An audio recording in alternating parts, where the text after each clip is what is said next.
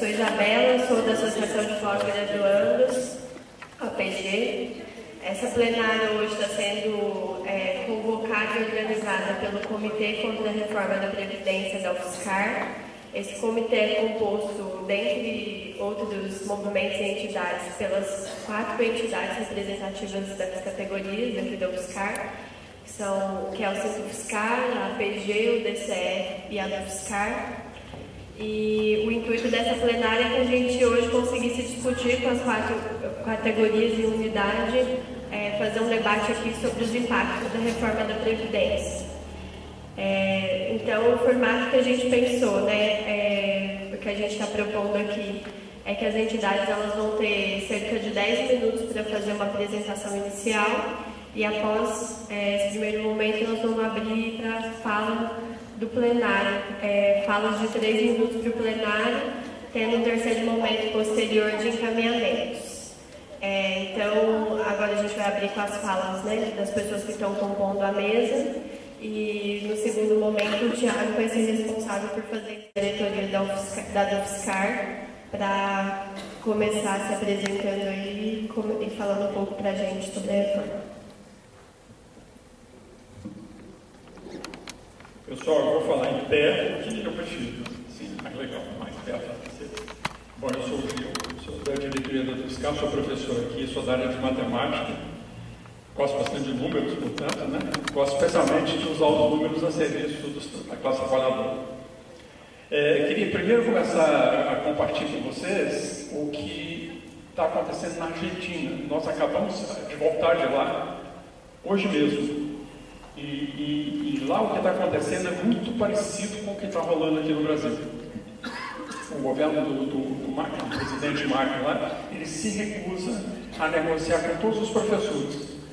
Seja professor do ensino superior, seja professor do ensino básico, ele não convoca uma tal de paritária, que é o espaço que eles têm para negociar. E por outro lado, ele não quer também seguir um projeto que, parecido com o nosso, diz que eles têm que chegar a 10% da educação. O que os professores fizeram? É uma coisa emocionante mesmo que eles conseguiram fazer lá. Lá, não sei se algum de vocês conhecem Buenos Aires, lá em Buenos Aires tem a Casa Rosada, e uns 7 ou 8 quadras dali, tem o Congresso Nacional. Tem uma praça bem na frente. O que eles fizeram? Eles montaram uma casa com papelão. Uma casa assim normal, uns 3, 4 metros de altura, por uns 5 por 4 dentro, montaram a casa dentro. Nessa casa eles estão fazendo um agito extraordinário, porque é exatamente no centro geográfico da cidade de Buenos Aires. E nesse processo, quando eles estavam montando essa casa, o que acontece? A polícia vem e desce o pau neles. Bom, daí teve um enorme movimento da população em defesa dos professores todos, do ensino básico e superior, e a partir daí se tem um movimento latino-americano de solidariedade. Então nós, todas as entidades da América Latina, de vários países do Brasil, estavam PROIFES, ao qual a UFSCar é vinculada, e estava a CNTE, que representa todas as pessoas do ensino básico do Brasil. Então nós fomos todos para lá, de todos os países, e fizemos uma super manifestação na praça. Primeiro dentro da casinha, lá com todos os professores, e depois do lado de fora. Tinha centenas, milhares de pessoas. E foi um super sucesso, bem legal. Ou seja, se a gente quer se contrapor realmente, a gente tem que sair daqui, nós somos poucos, mas bons aqui, Nós vamos sair daqui e contar para todo mundo lá fora que tem que se mobilizar para a gente fazer o que tem que fazer, que é enfrentar esse governo e não deixar que ele continue dando golpe político que está dando em todos nós, pelo menos em mim com certeza, e certamente todos vocês, porque ninguém aprovou, ninguém votou no projeto que esse cara está levando adiante. Então é um exemplo para nós no Brasil, nós temos que fazer isso e muito mais aqui. Eu queria voltar para a reforma, porque o que acontece lá, acontece no Chile, acontece no Brasil, acontece na América Latina como um todo. Infelizmente, um enorme retrocesso que está levando esses países todos para a idade da pedra, a tal ponto que o futuro que esse cara propõe, que o Temer propõe, nem vontade de falar o nome dele, mas o que ele propõe, na verdade, é uma volta a décadas e décadas e décadas atrás. E o que está em jogo? Não é só a reforma da Previdência, eu vou falar da reforma da Previdência também, mas o que está em jogo é outra coisa. O que está em jogo é assim, para vocês terem uma ideia, eu vou colocar números bem rapidamente.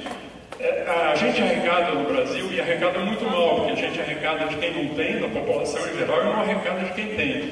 Por isso é que a gente nunca fez nenhuma lei para cobrar das pessoas que têm dinheiro que paguem, seja pelo recurso financeiro que estão tramitando sempre por aí, seja das pessoas que têm propriedade. A gente deveria ter um imposto sobre as grandes fortunas, mas não tem. Então a gente arrecada mal e de quem não tem. Mas de qualquer maneira, o pouco que a gente arrecada, a gente usa assim. São mais ou menos 15% do PIB.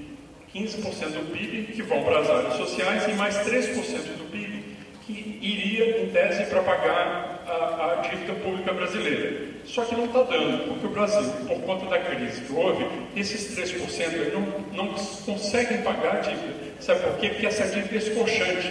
O que se paga dessa dívida, que é 4 trilhões de reais, é 7% sobre o total da dívida, porque o Brasil tem os maiores juros do mundo. Então, quando se paga 7% sobre esses 4 trilhões, isso dá quase 300 bilhões de reais para nada, só para entregar para esse pessoal que manda na máquina financeira e que dirige esses bancos, que tem lucros absurdos, etc. E tal. Então, esses 300 bilhões tem que se pagar todo ano e não está dando. Para vocês terem uma comparação, todas as universidades, institutos federais brasileiros, todos juntos, o orçamento deles é 60 bi. Então, essa grana que a gente paga, teria que pagar todo ano para o sistema financeiro, é 6 vezes o que precisa para bancar todas as 63 universidades brasileiras, todos os institutos com suas centenas de campos.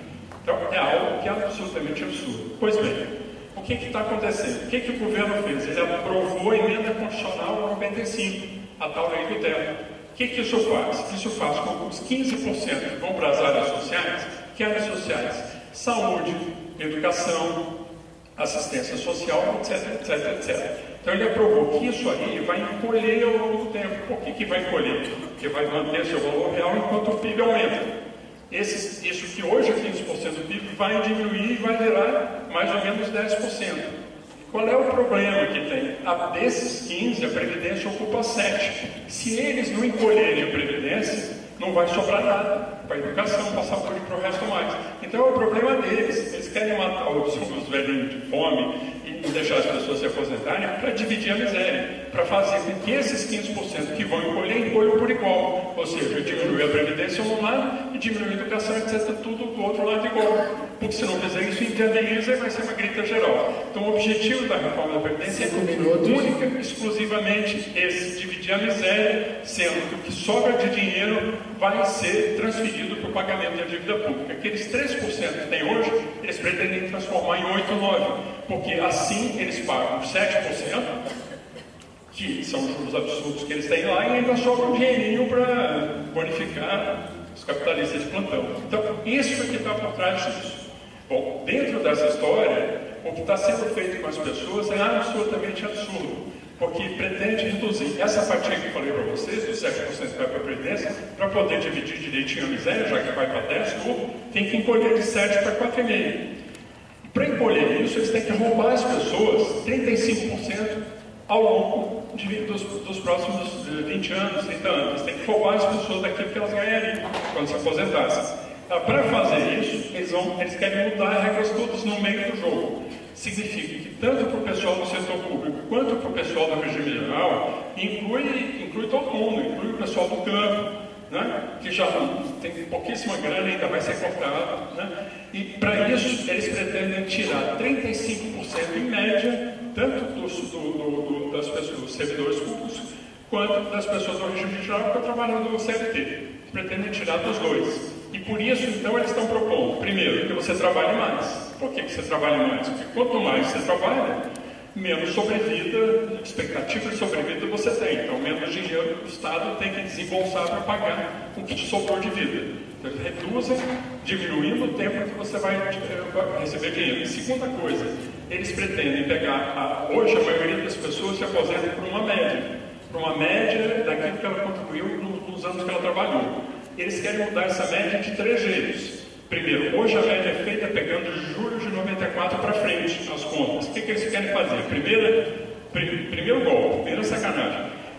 Não pega mais de julho de 94, pega lá desde o início. Quer dizer, se o cara já tem uma certa idade, começou a contribuir em 80 e lá no início trabalhava com um salário, 2 salários, essa média aí vai detonar a média dele. jogar isso na conta vai detonar a média dele. Segunda maldade que está embutida aí. Hoje, você pode pegar e abandonar 20% dos seus melhores salários contributivos. Ou seja, você pega todos os salários contributivos, pega os 20% piores, joga fora e faz a média dos outros. Eles querem impedir isso daí. Não pode mais fazer. Faltam 2 minutos. Segunda coisa. E terceira coisa. Além do mais, eles querem pôr um fator na frente, que é um multiplicativo, que era 51% mais 1% por ano trabalhado, agora estão mudando, mas dá na mesma coisa. Inclusive, o que está na Folha de São Paulo hoje piora para as mulheres, porque as mulheres deveriam se aposentar com 30 anos, e para elas, em vez de se ter 81%, esse multiplicador passa a ser 77,5%. Então, e para os homens melhora, porque ele passa a ser 87,5%. Ou seja, esse é o terceiro multiplicador que reduz essa média toda. Com essa mutreta inteira, eles vão reduzir o salário das pessoas dependendo por 30%, 35%, 38%. E sabe quem atinge mais? Os trabalhadores rurais, as mulheres e os professores da rede básica como um todo, que podem se aposentar antes. E, portanto, vão ser mais prejudicados por esse fator que está aqui. Especialmente as mulheres, sejam professores universitários ou sejam professores do ensino básico. Então, a proposta, na sua conceituação, é absurda e na sua efetivação é absolutamente injusta, inclusive, em especial, com as pessoas mais pobres, mais humildes e também com as mulheres. É absolutamente inaceitável, nós temos que impedir que isso aconteça. E nós, da UFSCar, temos convicção que não adianta ficar fazendo meias medidas. Não adianta a gente negociar, fazer emenda aqui ou ali. Nós achamos que com a força da nossa mobilização, nós temos condição, sim, de ir para cima do governo, que está fragilizado, está se vendo que não consegue aprovar aquilo que está aprovando. Nós temos que ir para cima e, com a nossa mobilização, impedir que essa reforma seja aprovada. E, portanto, que caia a possibilidade de implementar a emenda constitucional 95 que ele aprovou no fim do ano passado. Por conta disso, pessoal, o que nós temos que fazer aqui é projetar o dia 28 de abril, ver o que é que nós vamos fazer nesse dia e movimentar da melhor forma possível, fazer algo como está sendo feito em outros países. Vamos para ruas, vamos para a rua em São Paulo, vamos tentar organizar a melhor forma nossa de impactar esse governo, de impedir que essa reforma vá para frente. Então, tudo pela educação pública. É isso. Último ano aqui da Federal e representante do DCE. Bom, a gente preparou uma fala e a gente vai dividir o nosso tempo com a Comissão de Moradia, dados os últimos acontecimentos aqui na universidade, né? Então, a reforma da Previdência, né, proposta pelo governo Temer, ela tem que ser compreendida no contexto do aprofundamento dessas políticas de austeridade econômica, né? Ou seja, dessas políticas que visam o ajuste das contas do Estado brasileiro. Essa política está ligada à ampliação da desvinculação dos recursos constitucionais que garantem o gasto em políticas sociais. Então, em 2016, né, o Congresso Nacional aprovou o novo regime fiscal que cria, né, por 20 anos um teto para as despesas com as políticas sociais como saúde e educação. Dessa forma, o atual governo coloca no centro da disputa o modelo da sociedade que a Constituição de 88 pactuou com muita luta da juventude e dos trabalhadores no processo de redemocratização. A Previdência Social ela é parte de um sistema público de seguridade social. Ela cumpre, né, o papel de amparar financeiramente os trabalhadores quando eles se encontram em risco ou em vulnerabilidade. Além disso, ela foi pensada a partir de princípios de solidariedade e universalidade.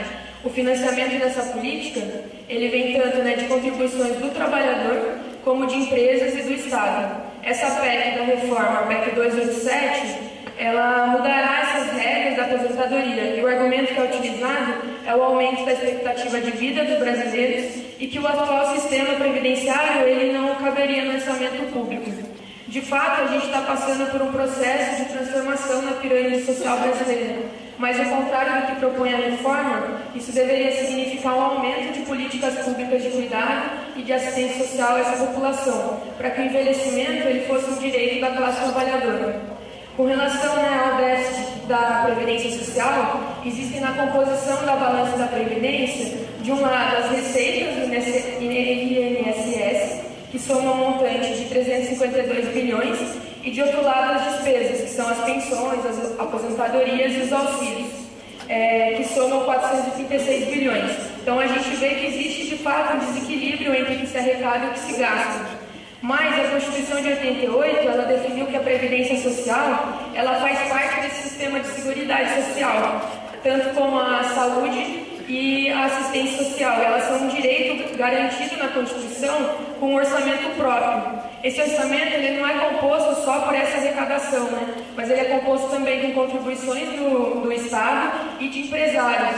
E quando a gente soma tudo isso na balança, o que a gente vê não é um déficit, é um saldo positivo de 11 bilhões por ano. Então, dessa forma, a gente vê que a reforma da Previdência ela não se justifica nem por um argumento, né, o do aumento da expectativa de vida, e nem pelo outro, esse do déficit.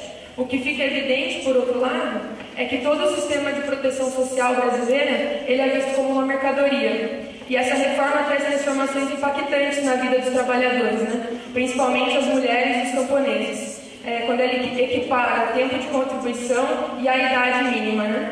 Então, como se todos estivéssemos em um regime de equidade.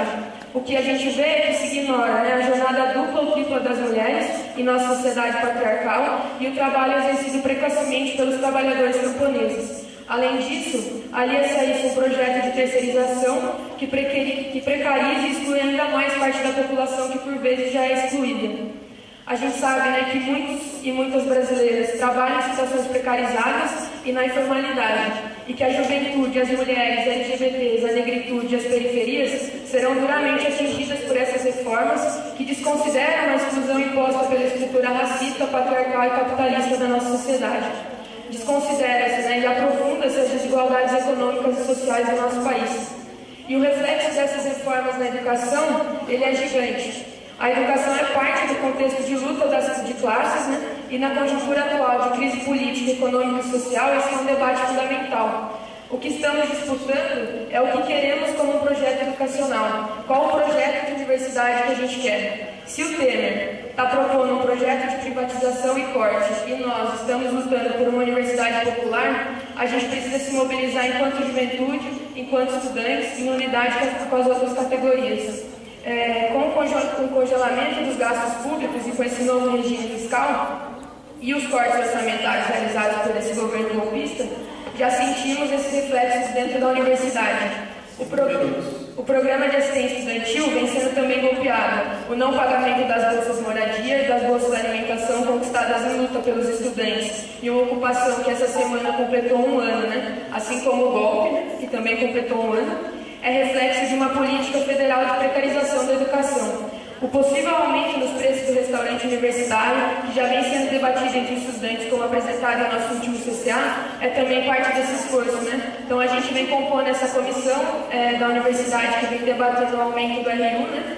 E também formamos uma comissão discente que está se reunindo toda terça-feira, às 6 horas, no Cine DCE, para debater entre os estudantes essa proposta, né, de aumento do preço do RU, para que eles dizem que é a solução frente a esse rombo, né, de 4 bilhões que a universidade diz que tem, né, no seu orçamento.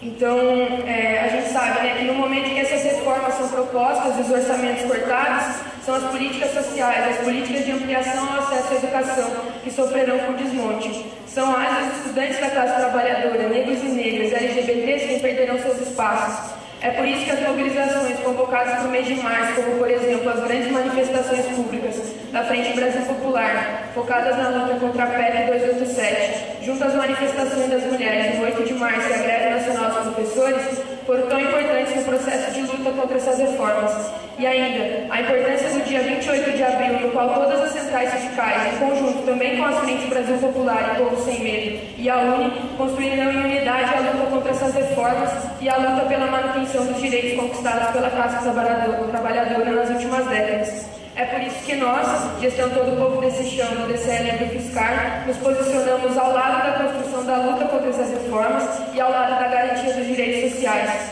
Por isso a gente convoca, né, todos os estudantes para que, enquanto categoria estudantil, a gente tire um posicionamento e mobilizações em assembleia no dia 24 de abril de 2017, com credenciamento, né, a partir das 4 horas e início às 5 horas. Ou os estudantes se identificam com o destino do seu povo, com eles sofrendo a mesma luta, ou se dissociam do seu povo e, nesse caso, serão aliados daquele que explora o povo. Florestan Fernandes. Então, chamar a Natasha, da Comissão de Moradia, para vir falar com a gente sobre a permanência. Natasha, sou da Comissão de Moradia. Escrevi para ficar mais rápido, tá? Eu estou aqui representando a Comissão de fácil para todas as categorias sobre a nossa situação atual. Eu falo aqui pelos estudantes bolsistas, mas também falo pelos filhos das trabalhadoras e trabalhadores que necessitam da permanência. Viemos denunciar a situação cada vez mais precarizada na qual os estudantes bolsistas da universidade se encontram. Além dos diversos problemas estruturais enfrentados pela moradia interna, nossas bolsas ainda não caíram e não temos nenhuma certeza sobre a distribuição de gêneros alimentícios para o feriado. Venho dizer que, ao contrário do que a nossa reitora nos disse em reunião essa semana, nós, estudantes bolsistas, gostamos de lembrar do passado, pois nossos direitos foram conquistados com muita luta e não iremos nos esquecer disso. Pedimos a colaboração de todas as classes na nossa luta pela permanência, porque a permanência é um direito e a moradia existe. Apresentei, mas vou me apresentar de novo porque talvez as pessoas não tinham pegado. Eu sou Isabela, sou da Associação de Pós-Graduandos da PG daqui no UFSCar. Bom, para quem viveu uma assembleia com cerca de mais de 2.000 pessoas no ano passado, protagonizada essencialmente pelos estudantes, é um cenário um pouco triste, mas de saber que a nossa plenária que hoje não está tão cheia quanto foi aquela assembleia de Miramar. Mas, por outro lado, eu acho que é importante também a gente viver esse momento para pensar que, de algum modo, aquele movimento que foi construído no ano passado, ele foi crescendo, né? Ele começou como um germe e foi, ao longo do tempo, se desenvolvendo. E eu acho que tem que ser com esse espírito que a gente tem que começar esse debate hoje, né? De criar uma movimentação na universidade e transformar ela num organismo vivo. Transformar ela a ponto da gente conseguir retomar as forças para constituir um processo bem parecido com o que a gente construiu no ano passado. Só que dessa vez em unidade aqui nas categorias, porque o ano passado nós fomos vanguarda sozinha desse processo e obviamente a gente não foi capaz de sustentar esse processo, né? Então acho que a gente se encontra hoje num cenário mais favorável. Então não podemos deixar com que a gente perca o saldo político que a gente conquistou na greve no ano passado. Bom, falando um pouco sobre a reforma da Previdência, ela está inserida dentro de um contexto, que é um projeto de sociedade que está sendo implantado pelo governo Temer, ou um desprojeto, porque eu acho que fica muito claro, né, que esse setor que a gente chama os representantes da Casa Grande brasileira, eles nunca tiveram um projeto de nação que fosse soberano. E não é à toa que esse projeto que o Temer constrói hoje é nada mais nada menos do que um projeto de entreguismo das riquezas nacionais e um projeto de, mais ainda, de dependência do capitalismo internacional. Dentro desse projeto de sociedade no qual a reforma da Previdência está inserida, tem também um projeto de universidade em jogo. Na medida em que esse governo, né, e a gente já anunciava isso quando a gente fez a greve no ano passado, que foi golpe e não foi um golpe contra a presidenta, foi um golpe contra os direitos do povo trabalhador e um golpe que também estava inserido dentro desse golpe, um golpe de desmonte da universidade brasileira. Então, quando a gente está falando da reforma da Previdência, a gente também está falando de um pacote de outras reformas que estão colocando esse projeto em curso, que são a reforma trabalhista, que prevê a flexibilização dos direitos conquistados por anos pela classe trabalhadora, não foram direitos que foram dados, eles foram conquistados através da luta árdua da classe trabalhadora. A gente está falando da regulamentação da lei de terceirização, que também não é menos importante, porque a reforma da Previdência, quando a gente fala de terceirização, a reforma da Previdência ela vai ser concretizada também com a importância da lei de terceirização. A lei de terceirização é como se fosse o desdobramento da reforma da Previdência. Nem sei se é o desdobramento, mas eu vejo as duas como imbricadas uma na outra. Você acaba com a aposentadoria e, para isso, você permite com que todos os setores, inclusive o setor público, possa ser terceirizado daqui por diante. Então, isso significa para nós, cada dia mais, uma precarização do mundo do trabalho em várias instâncias, né?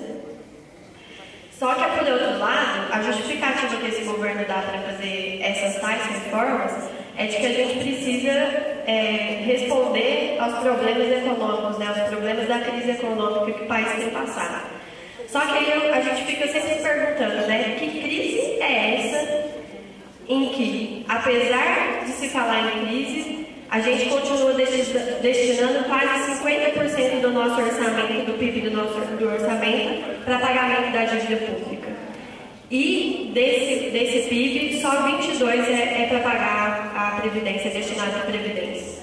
Ou seja, a gente, quando está falando de reforma da Previdência, a gente está falando da escolha desse projeto de dizer para onde vai os nossos recursos. Os nossos recursos estão indo para pagar a dívida externa, e não para garantir que o nosso povo tenha aposentadoria digna, para garantir que os nossos idosos tenham uma capacidade de viver com qualidade. Então, quando se fala em crise também, que crise é essa? Sendo que o Itaú lucrou no último trimestre mais de 5 bilhões de reais. Então, para quem é essa crise, né? Para quem esse governo está de fato querendo responder do ponto de vista político?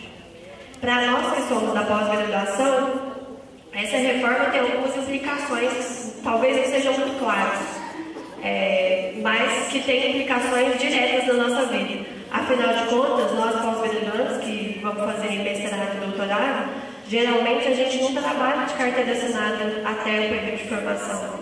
A gente só vai trabalhar de carteira assinada ou vai passar no concurso público depois do processo de pós-graduação finalizado.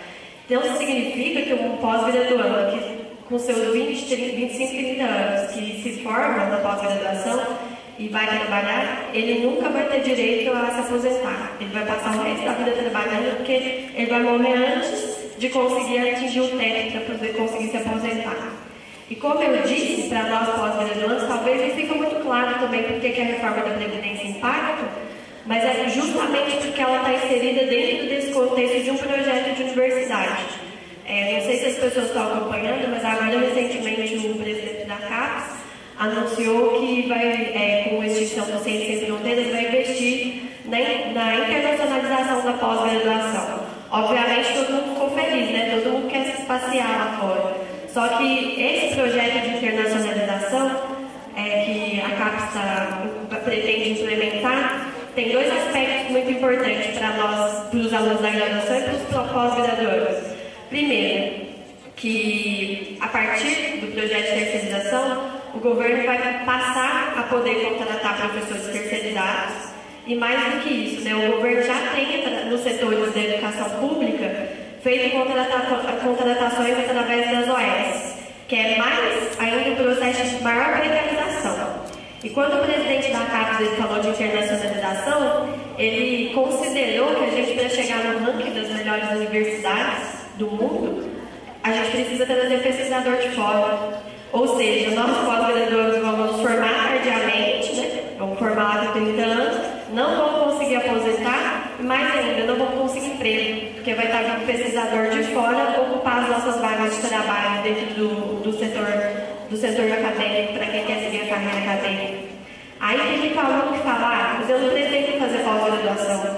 Os alunos também que estão formando agora na graduação, muitos deles vão sair para trabalhar terceirizado, trabalhar precarizado, para fazer um trabalho que muitas vezes uma pessoa com nível de formação diferenciado faz, só que essa pessoa vai, por ser terceirizada, vai ganhar ainda menos. Então não escapa ninguém, não escapa aluno de engenharia, que se considera melhor, não escapa aluno das áreas de saúde, não escapa aluno de ciências humanas. A precarização pega todo mundo. Então, Você me fez perder, desculpa, gente. Bom, trazendo um pouco disso também, esse debate de precarização ele também está deslocado da nossa realidade aqui no UFSCar.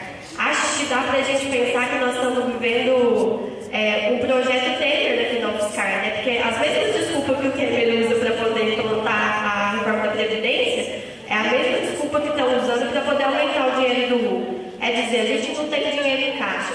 Mas para onde está indo o dinheiro do PNAES? A universidade não abre as contas, a gente não sabe quanto a universidade tem de orçamento, a gente não sabe quanto a gente tem dinheiro de PNAES. Aí é a mesma lógica Temer, que eu vou chamar de lógica Temer do UFSCar, que está sendo usada para ter atraso de bolsa. E mais do que só o atraso de bolsa, para colocar os alunos numa intensa luta contra as terceirizadas. Eu não sei se vocês estão sabendo, mas eu acabei de conversar com uma terceirizada mais cedo. A empresa teria que, por contrato, ter 100 funcionários. Hoje, a gente tem, sabe quantos funcionários? 8 funcionários para limpar a norte e 6 para limpar a sul. Tem cabimento isso? E aí estão falando, sabe o que estão dizendo para ela? A universidade precisa cortar gastos. Para cortar gasto, a universidade está implementando, para mim, o que significa um trabalho escravo a partir da terceirização. E está aqui escancarado na nossa cara e a gente não é capaz de olhar para as terceirizadas que estão aí. Então, quando a gente fala, né, de barrar a reforma da Previdência, a gente fala também de barrar esse projeto de sociedade e, mais do que isso, a gente precisa barrar esse projeto Temer aqui na UFSCar, a gente precisa escancarar as contas da universidade, porque isso é fazer reforma universitária, é construir uma democracia cotidiana nos espaços da universidade para que a nossa resistência seja unificada e efetiva. Então, eu acho que é muito importante a gente debater para fora, debater os impactos disso tudo para nós, mas é importante também a gente pensar como que está nos atingindo aqui na nossa casa. Bom, diante disso, eu acho que nada mais essencial do que a gente reafirmar a importância da unidade das categorias e bradar em alto bom som, porque a classe trabalhadora tem pedido trabalho, educação, saúde, independência e democracia. É isso. E não dá para a gente conquistar isso com o Temer lá no poder, porque ele é só alguém que está representando os interesses que não são os nossos interesses, os interesses de nós que somos da classe trabalhadora. Então, eu gostaria de convocar aí os estudantes para que a gente retome aquele lindo movimento que a gente fez no ano passado e que a gente construiu com unidade uma força viva de resistência aqui na UFSCar. É isso. Obrigada.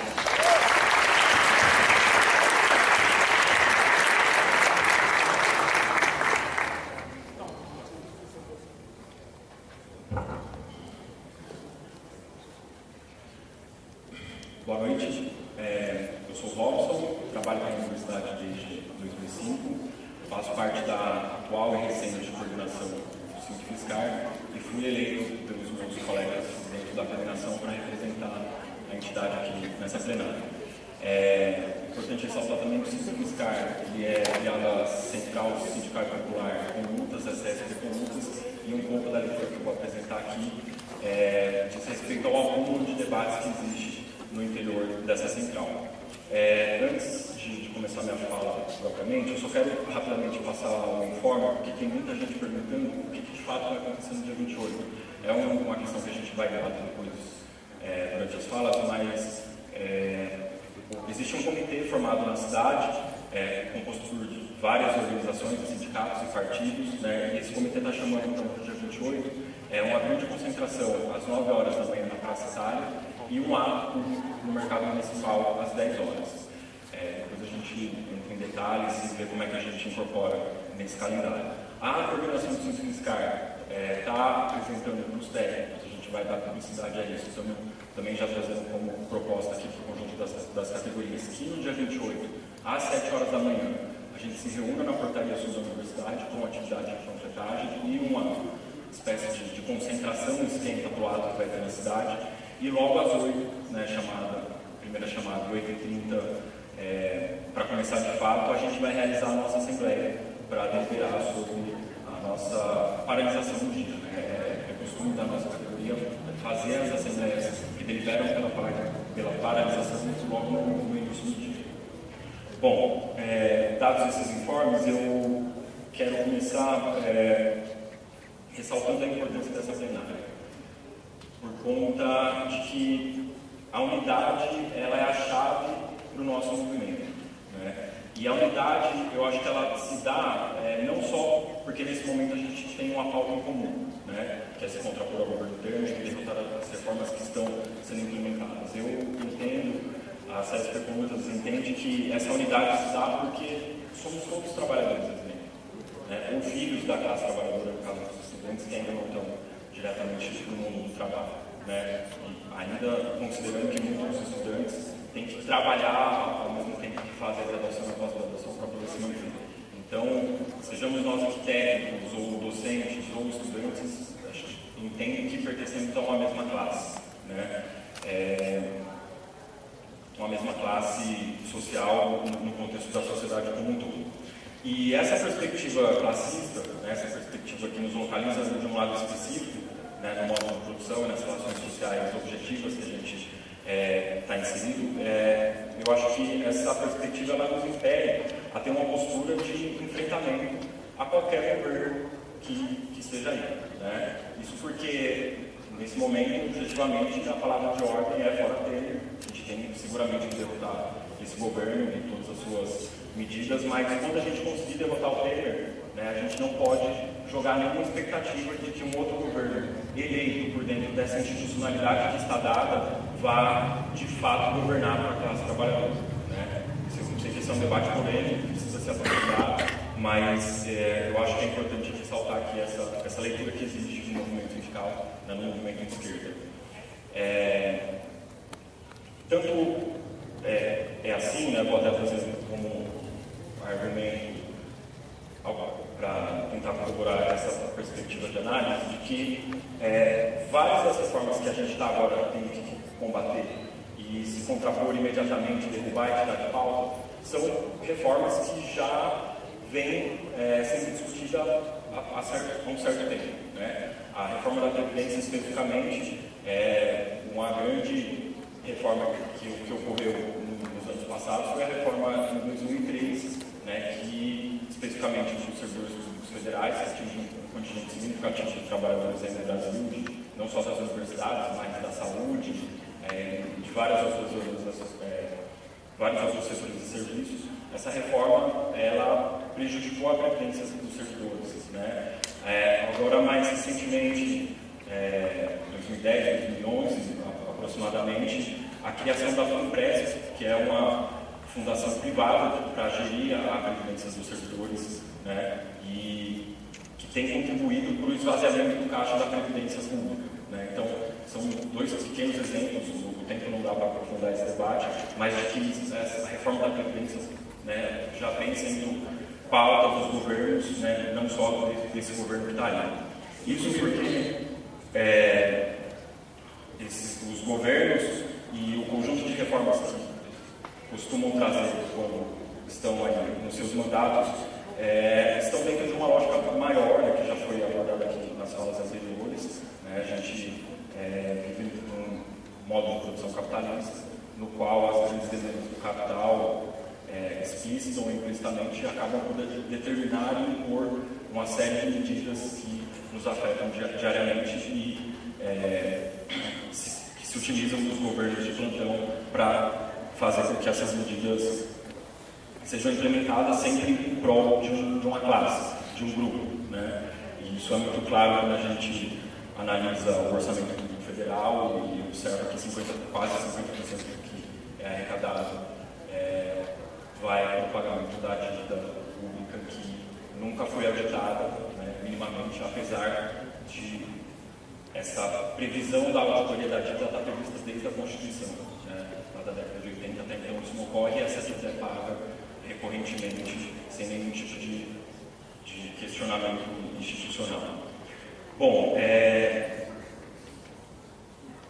contudo, existe resistência, né? Isso acho que também é bastante reconhecido, mas ainda assim eu quero ressaltar, porque o movimento ele nunca cessou de lutar, né? O que tem acontecido são correlações de forças que não conseguem se impor a ponto de derrotar esses projetos, né, e avançar no sentido da transformação mais efetiva da sociedade.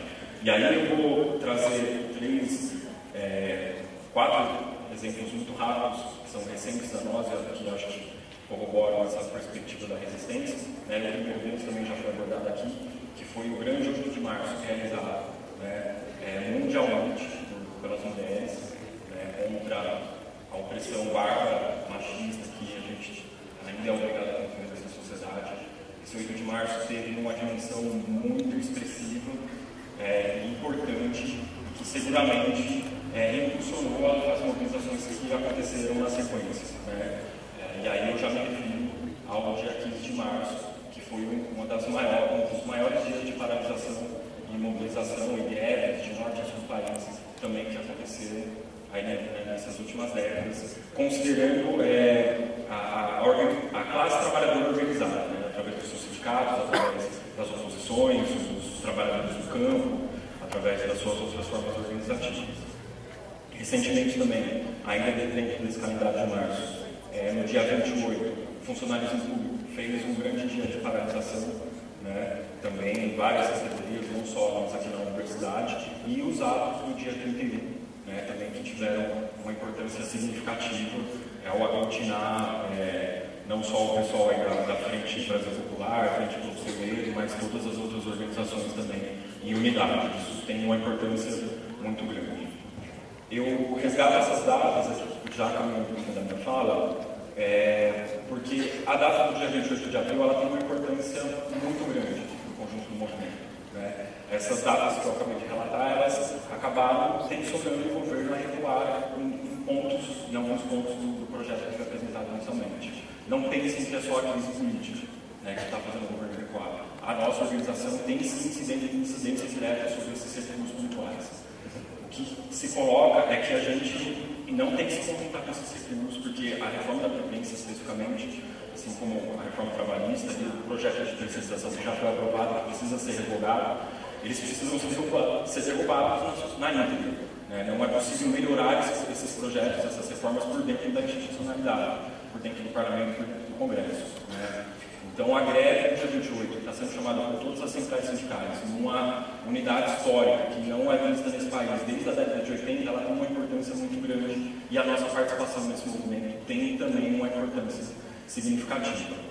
Eu acho que isso ocorre porque elas demonstram, né, esses recuos, por conta dessas mobilizações que aconteceram, demonstram o poder que a gente tem quando a gente se organiza, né? Demonstram o poder da auto-organização da classe trabalhadora, da juventude, dos trabalhadores do campo, da cidade onde se unificam para poder se enfrentar esses projetos. É possível a gente derrotar a reforma da Previdência, a gente derrotar a reforma trabalhista, a gente revogar as terceirizações.